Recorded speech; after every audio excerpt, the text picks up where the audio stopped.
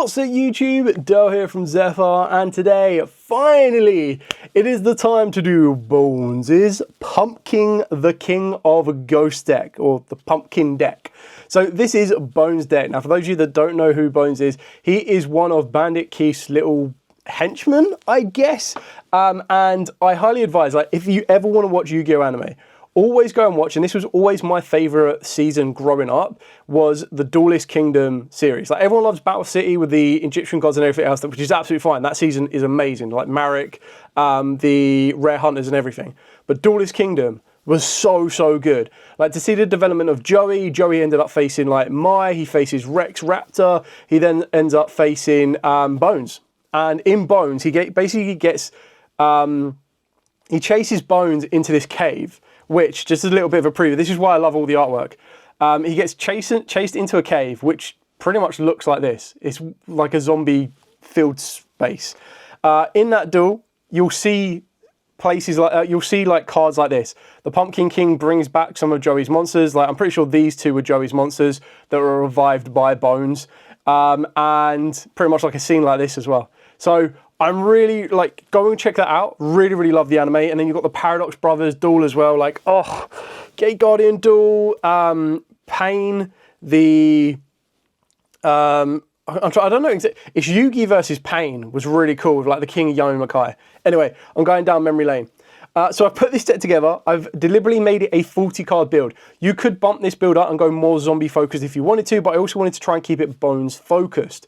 I do like the idea that there is the potential to get more support in the future, and the fact that it does revolve around rank 6 plays is making it very tempting to play Ready Fusion and playing the Great Mammoth of Goldfind, which again feels like it just fits within the deck. So that's something I might want to trial out, and the idea is that I'll show you the 1-card combo of the Pumpkin, the King of Grey Ghost at the end of the video, but the idea is that this plus a Ready Fusion gives you this and can give you a rank 6 play. But really cool deck, very fun. I'm going to take you through the profile, show you what we've got, and then at the end of the video, like I said, I'll show you what the Pumpkin, the King of Grey Ghost can do all on its own.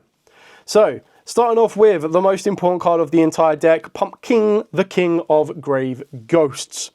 So, not to be confused with Pumpking, the King of Ghosts, but it is King of Ghosts. But the idea behind this card is it's just an absolute insane upgrade. So, you can reveal this card in the hand to set one Call of the Haunted from the deck or graveyard, and if you do, you discard a card, which means you can discard itself as well. That set card can also be activated this turn. If this card is special summoned, you get to special summon a level 6 zombie monster from the deck, except with 1950 attack. Also, you can't special summon from the hand or graveyard for the rest of this turn except zombies. Only use each effect once per turn. So the idea is you reveal this, you get Call of the Haunted. Call of the Haunted brings back the Pumpkin, the King of Grave Ghosts. This then gets you another level 6 from the deck and then move on from there. So really cool card, really important. I did say it was the most expensive, but then the Ectoplasm's also now gone up in price as well. So you should be able to pick up a core. I believe I picked up my core for like £90 on Grind Games, so check them out. Then I'm playing free Stare of the Snake Hair. So this one gets you discard this card to add a Call of the Haunted or set a spell trap that mentions it from the deck to the hand. Sorry, add one that mentions it from the deck to the hand. If this card is special summoned, you get to target an attack position monster your opponent controls. That face-up monster cannot attack, its effects are negated, and it can't be used as material for a Fusion, Synchro, Xyz, or Link. So basically like Medusa, it just locks it into place. So just before I go much further, I'll show you the cards that this can add.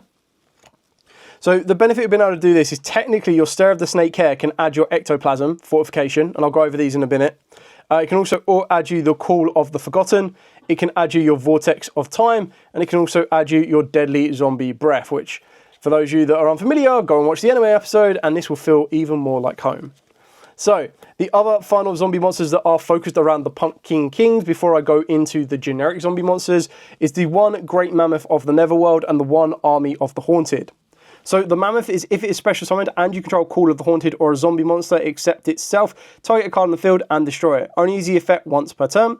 And then a zombie Xyz that has this card as material gains 1000 attack. The Army of the Haunted, if you control Call of the Haunted or this card is in your hand or grave, special summon this card. And if it's sent to the grave, target a Call of the Haunted in the grave and set it. So like you've seen, it all revolves around Call of the Haunted. And they're probably like the best looking card because it looks like a still directly out of the manga. Ectoplasmic Fortification. Now Bonz actually uses this in the anime and it's so good. So, activate one of these effects. If you control no monsters, add a level 6 zombie monster or a Call of the Forgotten from the deck to your hand. Zombie monsters that you control gain 400 attack, then you can draw cards equal to the number of Call of the Haunted you control. Only activate one ectoplasmic fortification per turn. So in an ideal scenario, you search out your Pumpkin King, or you just draw some cards. Then we've got 2 Call of the Forgotten. So when this card is activated, you get to set up to 3 Call of the Haunted from the deck and or grave. And if you do, until the end of your opponent's turn, you cannot special summon except zombie monsters or monsters from the graveyard. Once per turn, if you activate Call of the Haunted, you get to target a monster your opponent controls, send it to the graveyard. So target send, not even target destroy. Then we've got 1 Vortex of Time. So when your opponent activates a normal or quick play spell card or effect, or a monster effect, while you control a zombie monster and Call of the Haunted, except during a damage step, your opponent tosses a coin and their activated effect becomes the following. Heads, your opponent must banish one monster they control. Tails, you must banish all monsters you control. So it can be very, very costly, but the idea is very anime-esque. You could cut it if you wanted to, you could play 3 of it if you want to. Like, it's just absolutely insane. But remember, the way that this will work is while you control a zombie monster, your opponent tosses a coin and their activated effect becomes the following. So, me as the opponent, not me as the zombie player. If I hit heads, the zombie player, the Bonz player, needs to banish one monster they control. If it hits tails, me, the opponent of the zombie player, has to banish all their cards, which is brutal. Then 1 Deadly Zombie Breath. So if you control a zombie monster and Call of the Haunted, target a monster your opponent controls and send it to the graveyard. If you control a zombie monster, you get to banish this card from the grave, target a face-up card you control and 1 face-up card your opponent controls and send them to the graveyard. Only use 1 Deadly Zombie Breath effect per turn. Now, I think its graveyard effect is probably better than its on-field effect, but they're both just as good. And then we're playing 2 Call of the Haunted. You could play 3 if you wanted to, but you don't need to. Just because you've got so much easy access to this card, it's crazy. And then for the generic zombie support that's going to help you out on this one, got 3 Uni-Zombie, 1 Shiranui Solitaire. The idea is that Solitaire leads you into Uni-Zombie, but you could play more Solitaire if you wanted to. It's a little bit risky in Modern because you get hit with a Furlos or an Ash, you're going to guarantee or negate, but still very useful for you. I also quite like the idea of playing 3 of the Rotten Phoenix. Now, if you control a zombie monster, you get to special summon this card from the hand. During the main phase, you get to return this card from the field to the hand to then special summon any zombie monster from the hand. Now, because we're playing quite a lot of high-level monsters, yes, of course, we do have monsters that can just pretty much summon themselves, discard themselves, and be very easy. But this also opens up the door to some synchro plays for you because it is a level 4. You could go into some rank 4s if you wanted to. I just liked it as like a way of extending, but also a way of being able to get me multiple zombies on the field or just upgrade my zombies. 1 Glart Bloom. Remember, if it's centigrade, you banish it from the grave to then add a level 5 or higher. Now, in the normal way, if you have Zombie World already in play, you actually get to summon the monster. But this one, we're actually quite happy just searching out the Pumpkin King because then that gets us Call of the Haunted and then we just go around in the circle again. Then we've got the 1 Mizuki, followed up by its brother of Gozuki, 1 Doom King Balderrock, 1 Jacko Bolan, and then probably the most important one is the Changshi, sorry. So during the main phase, you get to send a zombie monster from the hand or deck to the grave. If this card is banished, you get to banish a zombie monster from the graveyard, special summon this card, but place it on the bottom of the deck when it leaves the field. The benefit of this is the level 6 you want to summon off of the back of your Pumpkin King when it summons itself back. In doing so, not only do you get to Foolish Burial, but you'll also have the ability to overlay that as a level 6 with the Pumpkin King, and that's going to allow you to go into Pumpkin King, the Great Ghost King. Going on, we've got the Wandering Titan of Tartarus and the Eldritch the Golden Lord. The idea is that these are your 2 level 10s. This can be a bit of a disruptor going second.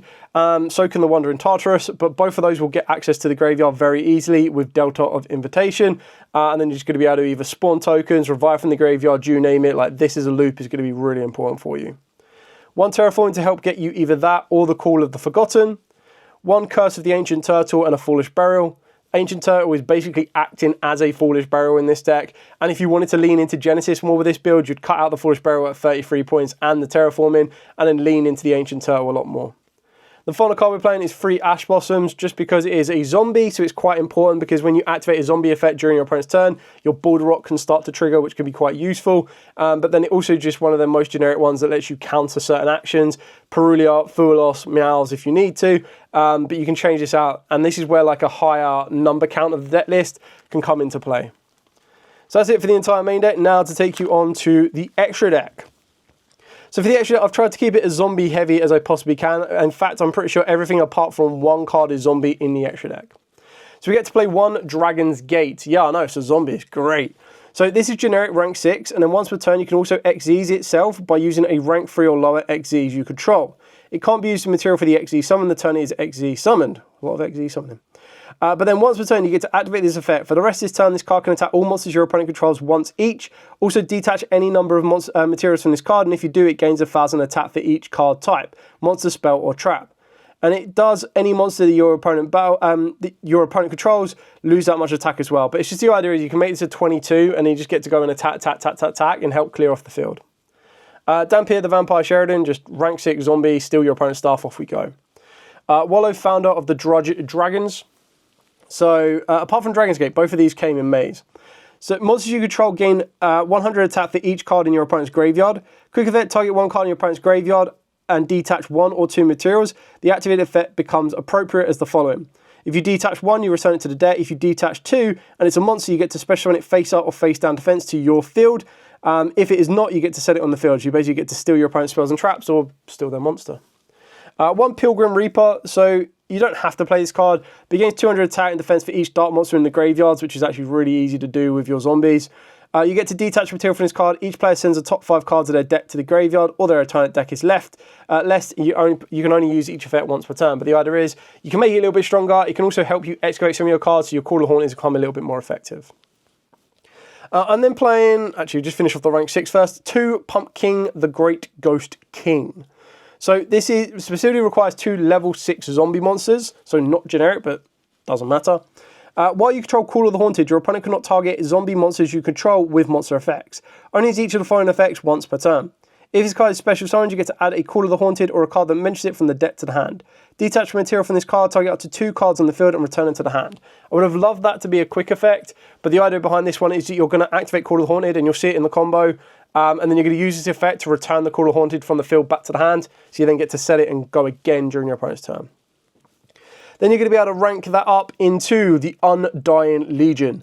I love this card. I just think the artwork is way too dark. Maybe it pops a little bit more in American ink, but what I love about this is it's got Red Eyes revived, it's got Flame Swordsman revived, and then it's got Tiger King in the background as well. Like, all of these cards, again, straight out of the anime. It looks so dark, so menacing, fits the theme to a T. So it's generic rank 7. Once per turn, you can also XYZ it using 1 rank 6 zombie XYZ monster you control.